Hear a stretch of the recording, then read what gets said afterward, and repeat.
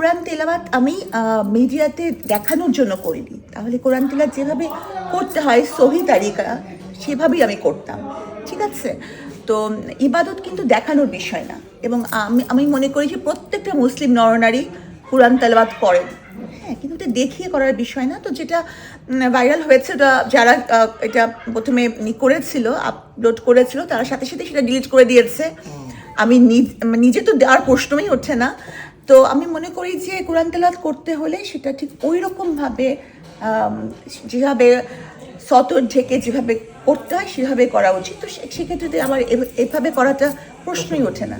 সেদিন আমাদের, আপনারা যেমন এখানে আছেন 20 জন, হ্যাঁ, তখনও এরকমই ছিল। তো একটা ইতেই করা হয়েছিল, মানে অজান্তেই বলতে হবে। তো সাথে সাথে উনি ডিলিট করে দিয়েছেন, যিনি আপলোড করেছেন তিনি ডিলিট করে দিয়েছেন, মানে এক রাতের মধ্যেই। হ্যাঁ, হয়তো 8 ঘন্টাই ছিল হয়তো। তো পরবর্তীতে কেউ ওটা নিয়ে যদি প্রচার করে থাকে তাহলে দায় দায়িত্বটা সম্পূর্ণ ওনাদের। আপুর কাছে প্রতিদিন প্রেমের অফার আসে 4-5 হাজার। এখন এর ভিতরে কি কাউরে পছন্দ হয় না আপনার? না, এখন যেহেতু বিয়ে হয়ে গেছে, এখন তো আর পছন্দ করার কোনো সুযোগ নেই। অনেক সুন্দর সুন্দর স্মার্ট কোটিপতি ছেলেরা অনেক সময় নক দেয় না?